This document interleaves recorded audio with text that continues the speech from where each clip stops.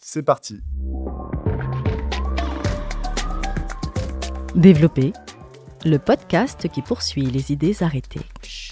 Ce programme vous est présenté par Olivier Jacquemont, docteur en philosophie politique. Et je suis avec Étienne Bressou. Merci d'être là. Bonjour Olivier, enchanté, merci de m'accueillir.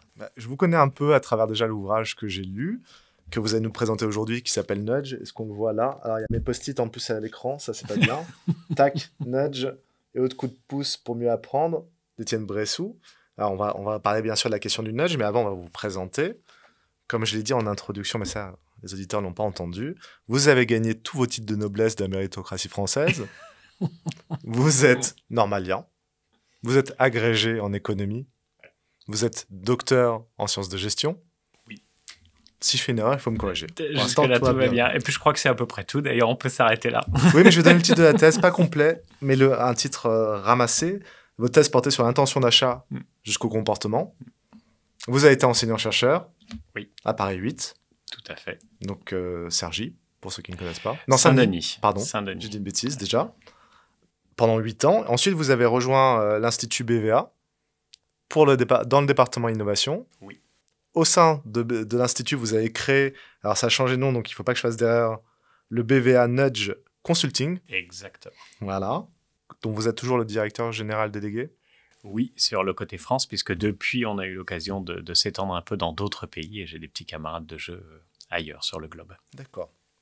Et vous êtes le vice-président de l'association Nudge France, qui lance régulièrement des challenges. Exactement, avec des étudiants. Qu'on peut découvrir sur Twitter. Je l'ai fait ce matin pour justement tout ce qui impactait le comportement des jeunes liés aux nouvelles technologies, au digital, aux écrans, et comment corriger ça pour les parents. Alors, cette année, effectivement, le Nudge Challenge portait sur les enfants et le numérique. Et alors, quand on dit enfants et numérique, c'est aussi enfants, parents et numérique, parce que les parents sont un peu beaucoup sur leur téléphone portable aussi.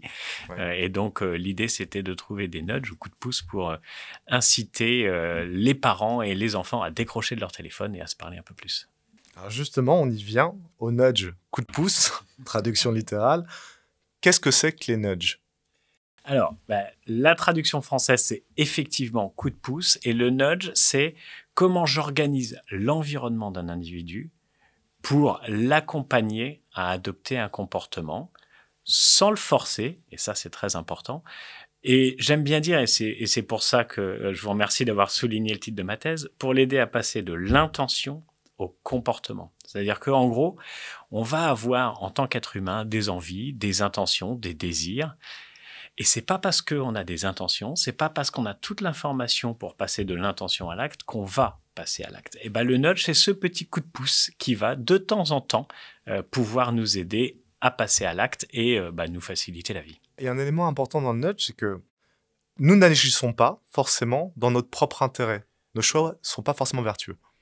Nos choix ne sont pas toujours vertueux. Je vais prendre des exemples puisqu'on parle de vertu et que on sait qu'on a quand même un problème avec, alors je vais dire l'humanité, ce qui rejoindra vos centres d'intérêt et le programme, mais on a un problème avec l'humanité plus qu'avec la planète, parce que j'aime bien dire que la planète, elle va s'en sortir très bien sans nous. Donc, c'est comment on fait pour que l'humanité reste à survivre sur cette planète. On sait pertinemment qu'il faut qu'on utilise moins nos voitures, qu'on pollue moins, etc., etc. On a plutôt envie de le faire, et c'est pas pour ça qu'on va le faire. Donc, on a un intérêt, tous, individuels et communs, à faire des efforts pour consommer moins de CO2, et pourtant, on le fait pas. Et c'est pas parce qu'on le sait et parce que les scientifiques du GIEC nous le crient, et ils ont raison de le crier, il faut qu'ils continuent à le faire, mais c'est pas parce qu'on le sait, c'est pas parce qu'on a toute cette information-là qu'on arrive à changer les comportements.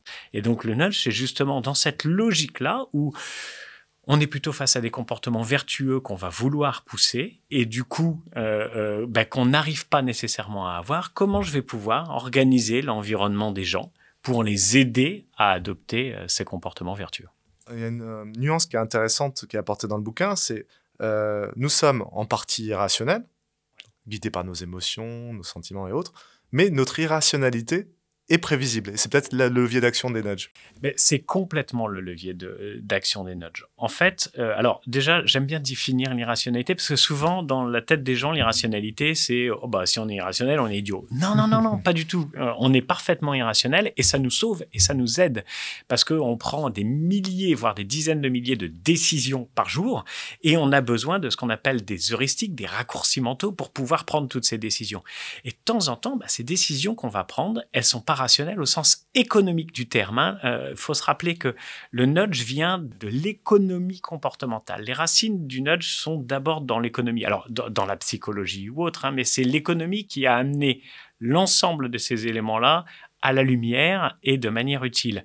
Pour une raison simple, c'est que les économistes aiment prévoir et que les gens écoutent les économistes pour savoir ce qui va se passer d'un point de vue économique à l'intérieur du monde et si la croissance va bien aller, si tout va bien aller. Donc quand les économistes commencent à introduire de la psychologie dans les modèles et dans la manière dont on raisonne, bah on va effectivement un petit peu plus les écouter. Et en économie traditionnelle, on aime bien dire que l'être humain est rationnel. Ça veut dire quoi? Ça veut dire qu'il a toute l'information pour décider, il connaît tout, il est dans un environnement certain, plutôt rare, et en plus il est capable de traiter l'ensemble de cette information. Et ça, c'est pas vrai. On a plein d'informations et on n'en traite qu'un petit bout. Il résulterait de ça des préférences stables, la transitivité, etc. Enfin, je vous passe le cours d'économie. Et en fait, la réalité, c'est que l'être humain ne fonctionne pas comme ça. Et au passage, c'est un peu ce qui m'a amené quand moi j'ai entendu un prof de fac il y a un certain nombre d'années, quand j'étais étudiant, me raconter que j'étais un agent économique et je prenais toutes mes décisions en maximisant mon utilité sous contrainte budgétaire. Je me suis dit, c'est marrant, j'ai pas l'impression de faire ça, en vrai. Et donc, du coup, c'est ce qui m'a amené, justement, à cette logique d'intention, comportement, d'action, de décision ou autre. Et en fait, concrètement, quand on est sur la rationalité économique, enfin, quand on parle d'irrationalité, justement, c'est par rapport à cette rationalité économique. Et nous sommes irrationnels au sens économique du terme, mais on est très intelligent. Et cette irrationalité, quand on commence à la comprendre, quand on commence à la travailler, bah c'est là qu'on va effectivement pouvoir agir dessus. Par exemple, si je reviens sur l'histoire de la planète, très concrètement, si entre deux types d'énergie, quand vous souscrivez chez un énergéticien, on vous offre la possibilité de souscrire un abonnement à une énergie verte ou à une énergie fossile. Quand on vous propose l'énergie verte par défaut, mais que vous avez le droit de revenir à l'énergie fossile qui par ailleurs sera un petit peu moins chère, ou quand on vous met sur l'énergie fossile par défaut et que vous pouvez passer sur l'énergie verte qui par ailleurs sera un peu plus chère, eh bien en fait le pourcentage de gens qui souscrivent à l'un à l'autre est totalement différent. Donc on a envie de souscrire à l'énergie verte, mais le choix par défaut qu'on nous propose, et ça c'est un biais, c'est une heuristique, le choix par défaut qu'on nous propose va complètement orienter notre décision. C'est ça l'irrationalité.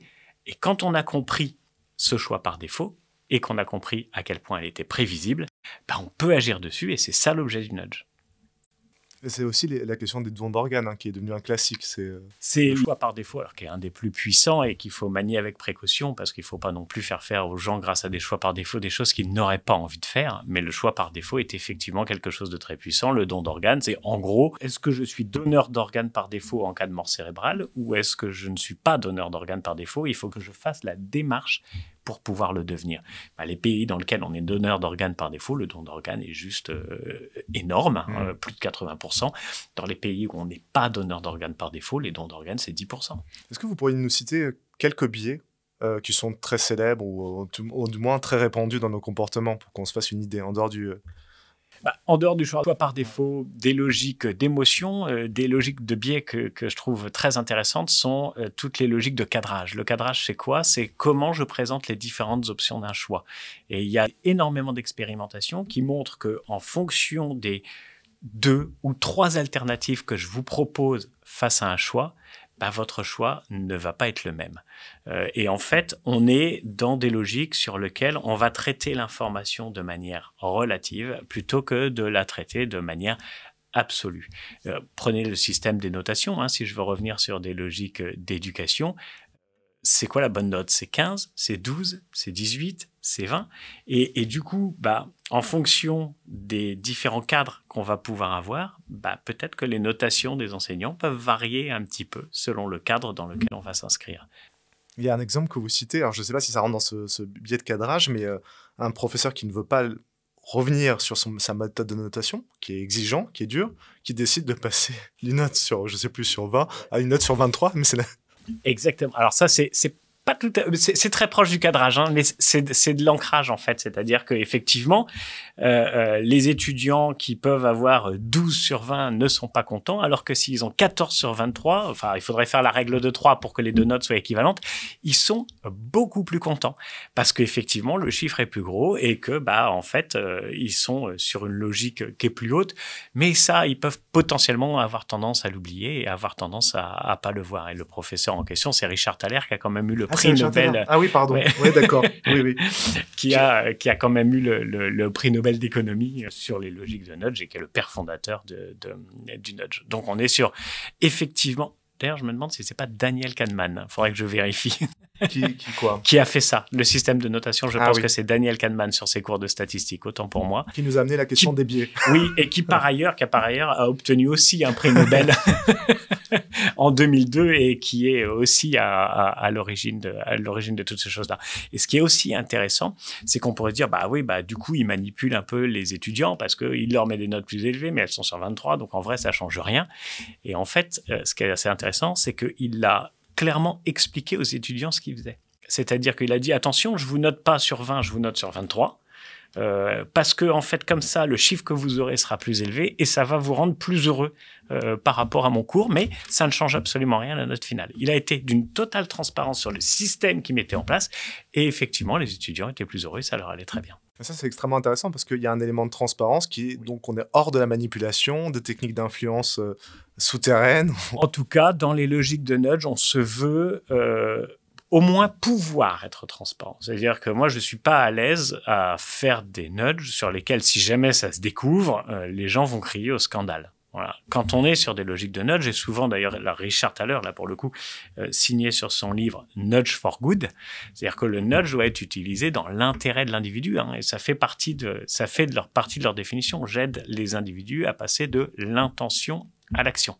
Donc on est effectivement dans des logiques où si jamais la mécanique du nudge est révélée, les gens sont plutôt contents, et c'est là que on est effectivement dans une logique de transparence. Et je dis, on doit potentiellement pouvoir être transparent parce que de temps en temps, certains nudges pourraient marcher mieux si on ne dit rien. Voilà. Donc, mais c'est pas parce qu'on ne dit rien qu'il faut pas être à l'aise avec le fait de le dire si jamais on devait le mettre à la lumière.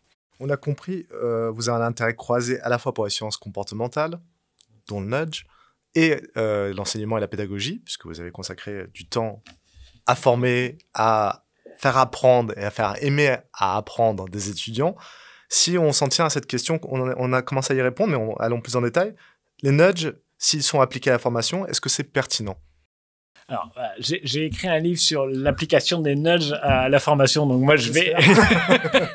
ma réponse courte, elle va être oui, mais je vais quand même la développer un tout petit peu. En fait, comme vous l'avez souligné, j'ai été enseignant pendant une quinzaine d'années. Quand j'ai commencé à enseigner, en fait, j'ai répliqué, comme vous l'avez souligné, un système qui m'a plutôt bien réussi, puisque moi, on me disait de faire, je faisais, j'étais plutôt bon élève, et je traçais scolairement comme il fallait tracer scolairement.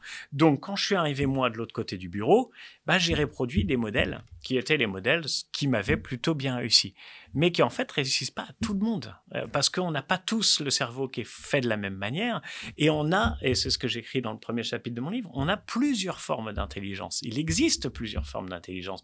Il se trouve que j'ai une intelligence scolaire. Est-ce que j'ai une intelligence musicale ? Non, et je veux bien le reconnaître. Et là où des gens vont être brillants sur une intelligence musicale, mais vont pas nécessairement être bons sur une intelligence scolaire. Et c'est pas pour ça qu'ils sont pas intelligents. Ils sont très intelligents, mais ils ont différentes formes d'intelligence. Il y a une formule de Einstein que j'aime beaucoup, c'est si vous apprenez à un poisson rouge à monter à un arbre, il va croire toute sa vie qu'il est idiot. Et c'est exactement ce que potentiellement on fait à l'école avec certains élèves, sur lesquels on essaye de les faire monter à un arbre, alors qu'ils sont juste incapables, mais par contre, ils sont capables de faire des tas d'autres choses bien. Et ce qui est incroyable, ce que j'aime beaucoup aussi dans cette citation au-delà de ça, c'est « il va croire toute sa vie qu'il est idiot ». Ça veut dire que potentiellement, le fait d'essayer de le faire monter à un arbre va lui donner une image de lui-même qui va être dégradée et va lui faire croire qu'il n'est pas intelligent, alors qu'en fait, son intelligence, elle est ailleurs et elle est dans d'autres formes. Et c'est, en gros, plus j'ai appris sur les sciences comportementales, puisque après j'ai quitté l'éducation nationale et je suis parti du côté de l'entreprise, comme vous l'avez souligné. Et puis j'ai beaucoup travaillé sur les sciences comportementales. Et plus j'apprenais, et plus je me disais, mon Dieu, si je devais réenseigner demain, je pourrais pas du tout le faire comme je l'ai fait avant. Et en fait, je me suis dit, avec les sciences comportementales, j'explique plein de clés de l'échec d'un certain nombre d'individus à l'école ou autre, etc. Et c'est ça que j'ai modestement eu envie de partager à l'intérieur de mon livre, c'est cette interrogation qui est de me dire, en fait, les sciences comportementales m'apprennent tellement sur l'être humain, donc sur les élèves et sur les enseignants aussi, que je trouve ça sympa de le partager, et que si avec le nudge et les sciences comportementales, moi j'aurais envie d'enseigner différemment, peut-être que ça vaut le coup de le partager. Pour l'enseignant que je suis, j'apprends beaucoup de choses. Je trouve aussi des confirmations de ce que je pratique, parce que c'est ce que vous dites aussi, c'est-à-dire que l'enseignant, il élabore des techniques qui s'améliorent au fil du temps, heureusement, mais de façon très pragmatique. Il répond à des situations. Là, ce que vous donnez, c'est des outils pour dire, là, c'est des bonnes intuitions et on peut même aller un peu plus loin. Là, on pourrait compléter avec telle technique. Et notamment, une des techniques de base, pour comprendre ce qu'on peut faire, c'est de regarder aussi ce qui se fait ailleurs. Bien sûr. Alors, moi, j'ai pas la prétention de révolutionner le monde de l'éducation ou autre. C'est juste les choses que j'ai apprises et qui, moi, m'ont frappé dans la manière dont on pourrait les utiliser pour les enseigner. C'est ça que je veux partager dans mon livre. Ça veut pas dire que personne le fait. Ça veut pas dire que tout le monde fait pas bien les choses. Au contraire, et d'ailleurs, je souligne dans les premiers chapitres de mon livre un certain nombre de méthodologies de type Montessori, de type classe inversée. Dans l'innovation pédagogique, aujourd'hui, il y a des tas de choses qui sont absolument géniales. Et effectivement, comme Monsieur Jourdain faisait de la prose sans le savoir, il y a plein de profs qui utilisent des logiques de sciences comportementales et nudge à l'intérieur de la manière dont ils font leurs cours, sans le nommer et sans le savoir. Voilà. Ce que vient m'apporter les sciences comportementales dans mon métier plus large, au-delà aussi des logiques d'enseignement, c'est cette grille de lecture qui fait que, en fait, je passe d'une application un peu intuitive, qu'on peut tout savoir, à une application qui va être beaucoup plus large et beaucoup plus cadrée. J'aime bien dire, on ne sait pas ce qu'on ne sait pas. Ouais. Et donc, en fait, oui, on applique le nudge de manière intuitive, mais il y a plein de volets des sciences comportementales et du nudge qu'on ne connaît pas. Et en les apprenant, on peut aussi les réintégrer à l'intérieur de ce qu'on fait. Il y a quelque chose auquel on ne pense pas forcément en tant qu'enseignant, c'est le cadre dans lequel on enseigne, l'espace. Et là, vous dites des choses très intéressantes là-dessus.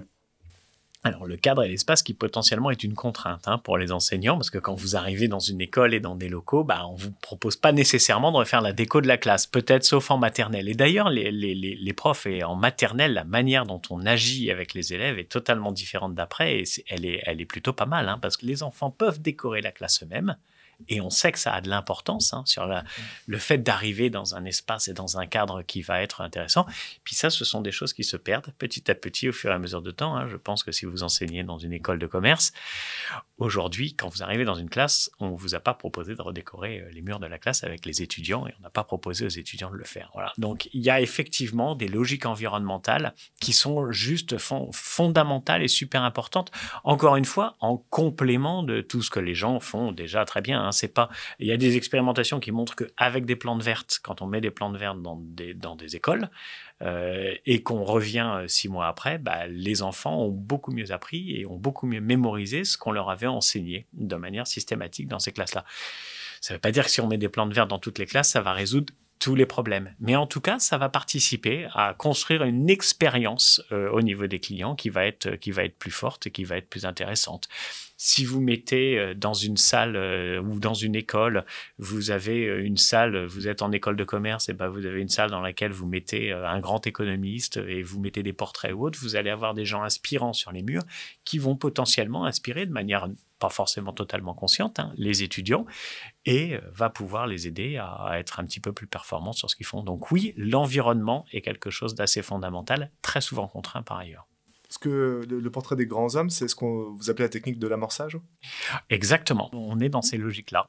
On est sur... et il y a une expérimentation qui a été faite comme ça, dans laquelle on a mis des portraits de femmes inspirantes en face de femmes à qui on a demandé de faire un discours. Eh bien, quand vous leur montrez des portraits de femmes inspirantes, alors on peut discuter, parce que les femmes inspirantes, c'était par exemple Angela Merkel. Donc, certains diront qu'elle n'est pas inspirante, mais en l'occurrence, visiblement, elle l'était.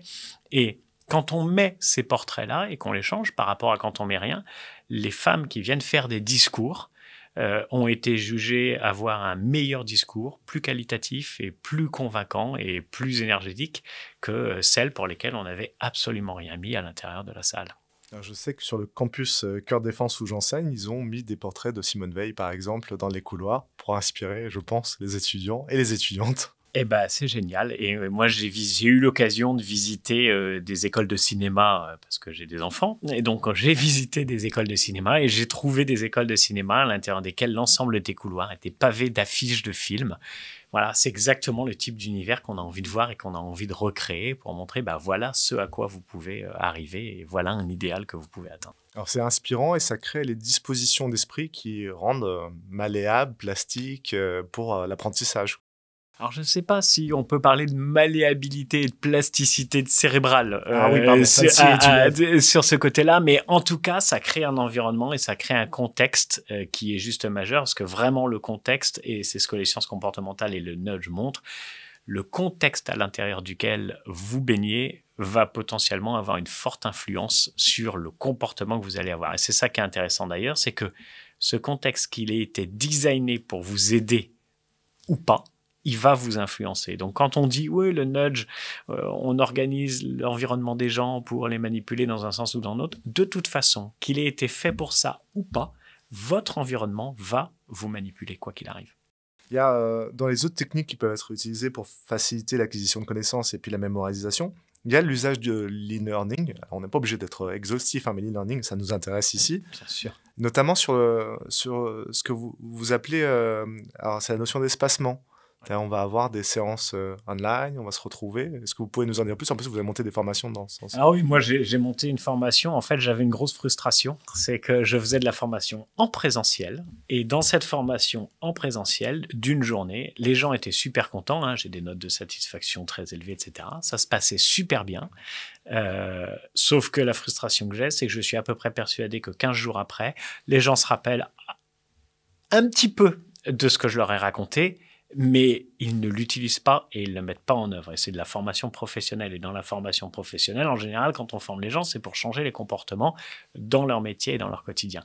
Donc, quand on a été amené à réfléchir sur ça et à monter une formation en ligne, la première chose qu'on s'est dite, c'est, en fait, plutôt que de concevoir le changement comme un événement, il y a une formation, c'est l'événement, ça change tout, et après on passe à la suite, on va essayer de considérer le changement comme un process. Et donc, plutôt que de faire une journée de masterclass, on va prendre le même programme, mais on va le diviser en heures, et on va accompagner les gens dans la durée. Et aujourd'hui, j'ai un programme qui apprend aux gens ce que sont les sciences comportementales et comment ils peuvent l'utiliser dans le cadre de leur métier. Et donc, ce programme de sciences comportementales, c'est 3/4 d'heure, 1 heure maximum par semaine. Et du coup, les gens avancent pendant 16 semaines. Alors, j'adore le e-learning. Et quand on est capable de faire des vidéos qui rivalisent avec YouTube et avec les mini-séries, on peut inspirer les gens et les faire regarder plein de choses sur les logiques de e-learning. Mais je ne crois pas au e-learning tout seul. Je ne suis pas le seul, d'ailleurs.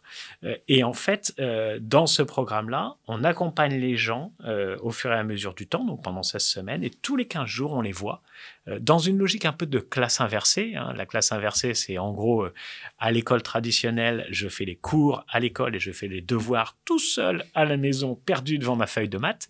La classe inversée, c'est l'inverse, justement. C'est je vais regarder le cours de maths à la maison et quand je viens à l'école, le prof va m'expliquer, il va m'aider à faire les exercices. Et c'est comme ça que je vais effectivement mieux apprendre. C'est d'ailleurs là que les profs ont toute la valeur ajoutée qu'ils peuvent avoir. Donc on est dans ce système-là où en fait, en ligne, les gens découvrent les concepts des sciences comportementales parce qu'ils n'ont pas besoin de moi pour leur expliquer. Mais par contre, quand on se voit dans les sessions de coaching, effectivement, là, je vais leur dire, voilà comment on peut l'appliquer, voilà comment vous pouvez l'appliquer dans les challenges comportementaux que vous avez. Donc le e-learning espacé, c'est ce qu'on appelle en anglais le distributive learning. C'est en gros, il y a plein d'études qui montrent qu'il vaut mieux 8 séances d'1 heure qu'une séance de 8 heures. Ouais, pour la mémorisation. Exactement. Et donc la restitution ensuite. Oui, alors après, il y a d'autres manières de travailler mémorisation et institution que l'espacement, mais ça en fait partie. On a parlé de masterclass en présentiel, on parle de formation où l'étudiant est censé faire ses devoirs à la maison et le prof délivre un enseignement descendant. Ouais. On a parlé dans la préparation de cette émission de l'apprentissage traditionnel et celui actuel, et des changements qui nous affectent aussi. Donc ça, qu'est-ce qui fait qu'aujourd'hui, on ne peut plus enseigner de la même manière? On parlait de cadrage tout à l'heure, c'est le cadre. C'est en gros, aujourd'hui, les enseignants... alors, le contexte des étudiants est pas du tout le même qu'il y a 20 ans. Et d'ailleurs, c'est assez rigolo, hein. Il y a des images qui peuvent circuler. Prenez une salle de classe en 1900 et une salle de classe aujourd'hui. Ça devient de moins en moins vrai, mais elles se ressemblent quand même beaucoup, ces salles de classe. Prenez une voiture en 1900, prenez une voiture aujourd'hui. J'ai pas envie de dire prenez un ordinateur en 1900, parce que ça n'existait pas. Mais voyez comment le monde a changé, comment les choses ont évolué et comment il est juste nécessaire que l'école évolue avec ce monde-là. Et donc, la logique aujourd'hui qui fait qu'on est obligé d'innover dans tout ça et qu'on est obligé de passer sur ces techniques-là, c'est que le cadre mental des enfants n'est absolument pas le même qu'il y a 20 ans. Et je blaguais en disant tout à l'heure, si vous arrivez à faire des petits cours qui soient aussi intéressants que des mini-séries ou que des youtubeurs, bah vous pouvez attraper les enfants, mais je blague qu'à moitié. Parce qu'en fait, aujourd'hui, les profs ont à lutter contre l'ensemble de ces choses-là, qui sont quand même du contenu agréable, facile à digérer, pas toujours intelligent, hein, il y a des choses intelligentes et il y en a des choses moins, mais en tout cas qui a changé les standards de la passation de l'information. Et donc, il est fondamental qu'on évolue aussi dans la manière dont l'enseignement est fait. Et aussi, par rapport à cette jeune génération, on parle beaucoup de génération Y, Z, enfin les millennials, c'est la génération Z, des changements de comportement. Je trouve que la question de la sécurité mentale dans la salle de classe, par exemple des signes de réassurance, les félicitations, les encouragements, vous en parlez dans le bouquin, sont extrêmement importants. Alors ça c'est ce que nous enseigne la psychologie et les sciences comportementales, c'est les logiques de sécurité psychologique. Et effectivement, quand on est dans un monde qui va être bienveillant et qu'on est plutôt dans la bienveillance avec les individus, ils vont plus facilement dans la direction vers laquelle on a envie de les accompagner, plutôt que quand on est sur des logiques de carotte et de bâton. Et c'est vrai pour l'école, c'est vrai dans les entreprises, hein, sur l'ensemble des logiques managériales. La sécurité psychologique est quelque chose de fondamental. Il y a une étude qui est très rigolote, hein, qui montre que quand vous faites un partiel de maths et que vous divisez l'amphi en deux, et qu'à la moitié de l'amphi, vous leur demandez de se rappeler une expérience heureuse, juste avant de rentrer au partiel. Et à l'autre moitié de l'amphi, vous leur demandez rien, vous les faites rentrer dans le partiel. Ceux à qui vous avez demandé de se rappeler une expérience heureuse vont avoir des meilleures notes en moyenne au partiel que ceux à qui vous n'avez rien demandé. Parce que vous les avez mis dans un cadre psychologique qui va être plutôt favorable et qui va être plutôt proche pour leur donner la confiance en eux. C'est juste fondamental pour accompagner les gens. Et c'est vrai que l'éducation doit aller vers ces logiques-là, au même titre que le management dans les entreprises y va. Hein. Ah, donc elle passera vraiment entre les deux. Ouais. Au final, qu'est-ce qui fait selon vous un enseignement réussi? Il y a plusieurs étapes. Je vais commencer par l'étape finale. Ce qui fait un enseignement réussi, c'est qu'une fois que vous avez eu cet enseignement, vous changez votre manière de faire et vous changez ce que vous faites. C'est-à-dire que là, pour le coup, dans les sciences comportementales, il y a le mot comportement. Dans les logiques de nudge, on est complètement drivé par « je veux changer le comportement des individus ». Donc, ce qui va faire une formation réussie, c'est essentiellement le fait que je vais utiliser les enseignements de cette formation pour faire les choses différemment et pour changer ma manière de faire. Ça, c'est la finalité, c'est la fin. C'est plus vrai dans des logiques de formation continue que dans des logiques de formation professionnelle en continu, que dans des logiques de formation initiale où finalement, on essaie de donner de la culture à des jeunes, on essaie de leur apprendre tout un certain nombre de choses et tout n'est pas nécessairement opérationnel. Mais regardez et écoutez les jeunes. Quand vous leur enseignez des choses qui ne sont pas opérationnelles, ils disent « bon, ok, mais ça sert à quoi ?» C'est la grande phrase, hein, ça sert à quoi? Si on arrive à répondre à « ça sert à quoi ?» à l'intérieur des logiques de formation et d'éducation, je pense que c'est effectivement là quelque chose de réussi. Et puis après, je rajoute quand même un petit truc, c'est l'expérience qu'on a délivrée. Voilà, parce qu'il ne s'agit pas de faire tout ça à n'importe quel prix et n'importe comment, mais je rêve que chaque enfant aille le matin à l'école en étant super heureux d'aller à l'école parce qu'il sait qu'il va passer une bonne journée, qu'il va apprendre des choses, qu'il va s'éclater, qu'il va s'amuser. Et malheureusement, c'est loin d'être le cas d'avoir des enfants qui sont tous heureux d'aller à l'école le matin. Ah ouais. Donc là, c'est c'est une expérience qui est beaucoup plus diversifiée que la salle de classe. Oui, exactement, parce que encore une fois, les sciences comportementales nous apprennent que les choses ne sont pas si rationnelles et si dissociées. Et si ça se passe bien dans la salle de classe, mais mal autour, l'expérience globale, elle est mauvaise et elle détruit de manière néfaste ce qui se passe au niveau de la salle de classe. C'est vrai, on en a parlé tout à l'heure aussi dans la préface que vous a rédigé Franck Bournois, qui est le directeur de l'ESCP, même si je crois qu'il part pour d'autres aventures. Il est en train de partir. Il parle de ces lieux qui sont des lieux alternatifs, les lieux tiers, qui sont la machine à café, qui sont les espaces de détente. Et il dit, je trouve que c'est un espace où on apprend beaucoup au contact des autres, donc entre les étudiants, les pairs, mais aussi avec les professeurs dans des espaces qui ne sont pas conçus sur... Parce qu'il a une vision large de ce que veut dire apprendre. Ouais. Ouais. Apprendre, c'est pas juste recevoir des connaissances, mais c'est apprendre de la vie, c'est apprendre de l'environnement, c'est apprendre des autres et de la manière dont on va pouvoir agir avec les autres. Donc, il a parfaitement raison. Et par ailleurs, il y a des espaces qui sont dédiés à l'apprentissage, mais je sais qu'avant le Covid et de fait de mon poste de directeur conseil innovation, j'allais énormément dans des salons sur les sujets sur lesquels je travaillais qui se tournent autour des études de marché. Hein. Donc, j'allais énormément dans des salons, écouter les gens. J'avais parfois l'impression que c'était du temps perdu. Je me rends bien compte, après Covid, là où je n'ai plus eu l'occasion de faire l'ensemble de ces démarches, que ce n'était pas du tout du temps perdu et qu'effectivement, j'apprenais sur l'environnement. Alors, pas des connaissances théoriques, que j'avais plutôt pas mal, mais la manière dont le métier évoluait et ce qu'en faisaient les gens. Et ça s'apprend pas à l'intérieur des salles de classe. Il y a plein de choses qui ne s'apprennent pas dans les salles de classe. Ouais, puis j'aime beaucoup cette idée qu'il faut perdre du temps pour finalement ensuite en gagner, ou en tout cas pour développer de nouvelles compétences, de nouveaux savoirs, mais tout n'a pas une utilité immédiate. Exactement. Tout n'a pas une utilité immédiate. Je suis tout à fait d'accord avec ça. Dans les qualités, tiens, je reviens sur ça, sur les étudiants en l'occurrence, ou les étudiantes. Il y a deux qualités que vous pointiez pour que ça se passe bien. C'est déjà le fait de repérer un don ou un talent qu'on a en soi, et une autre qualité, c'est la persévérance. Oui, alors là, c'est Angela Duckworth qui a beaucoup écrit sur ces logiques qu'elle appelle grit. En fait, pour que quelqu'un réussisse, il faut, qu'il ait un don, et deux, qu'il travaille. Il faut les deux. Avoir un don n'est pas suffisant, travailler n'est malheureusement pas toujours suffisant. Quand on a les deux, c'est absolument génial et c'est là qu'on peut trouver ce que d'aucuns appellent le flow, hein, c'est-à-dire que effectivement je m'épanouis de manière très très forte à l'intérieur de ce que je sais faire.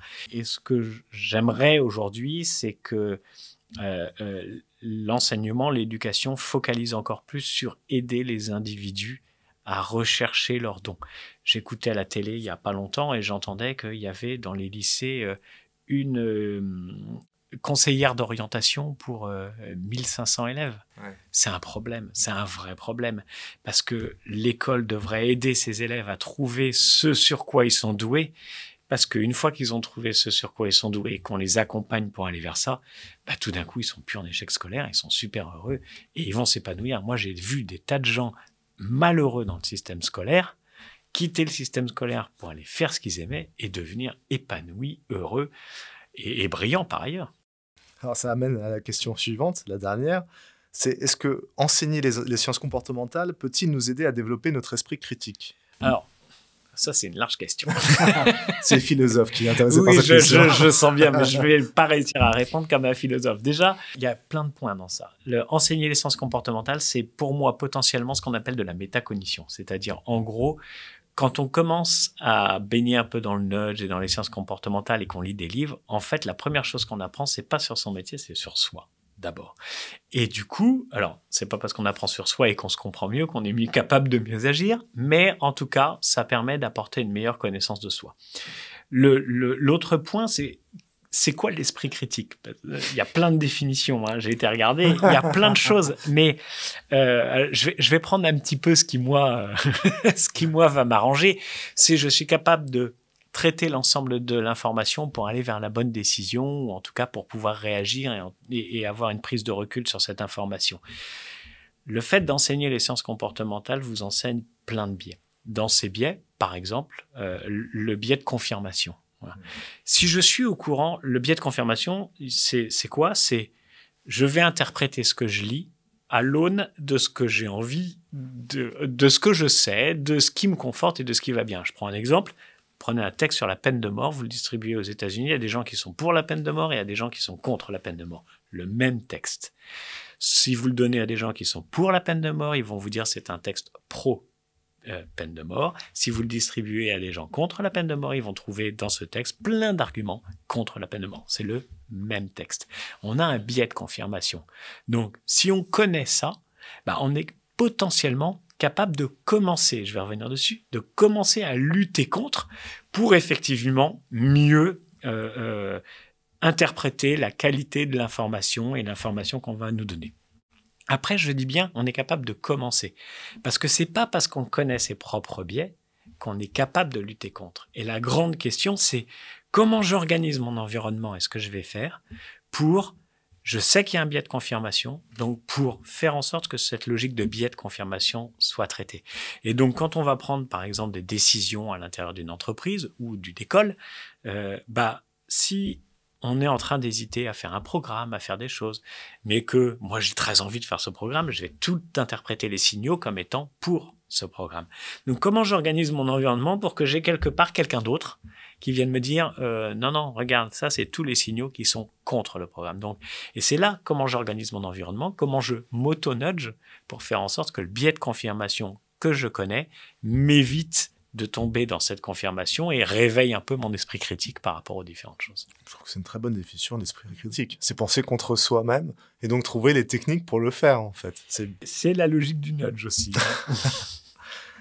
Étienne, pour conclure cet entretien, je vous propose, alors j'ai un crayon papier, j'ai une feuille, de mettre un mot, soit quelque chose qu'on n'a pas évoqué, soit quelque chose que nous aurions évoqué, mais qui, à votre avis, symbolise le nudge ou ce que vous aimeriez porter comme message, et le commenter très rapidement. Je vous prends au dépourvu, je ne vous avais pas prévenu ? Non, du tout. Mince. Mais ça rend l'exercice plus sympathique.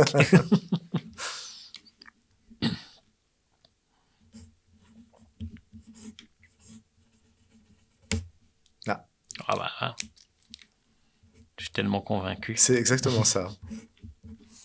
Voilà. Et ce mot est, on va le découvrir là, différence. L'être humain est super complexe et il faut éviter de tomber dans des schémas qui essayent de standardiser un certain nombre de choses et pouvoir prendre en compte l'ensemble des différences qui nous unissent. Je vous disais tout à l'heure, il y a plusieurs types d'intelligence. Si je reviens sur mes logiques d'éducation, qu'on soit capable de prendre en compte la différence de chacun des élèves pour les aider à s'épanouir plutôt que d'essayer de les standardiser et de les mener vers un seul et même système, là où malheureusement on va en laisser pas mal de côté. C'est très bien, c'est le mot de la fin. Merci Étienne. Avec plaisir. Développer, le podcast des humanités, vous a été présenté par l'ESCE, la Grande École du Commerce Extérieur et le groupe Omnes Éducation.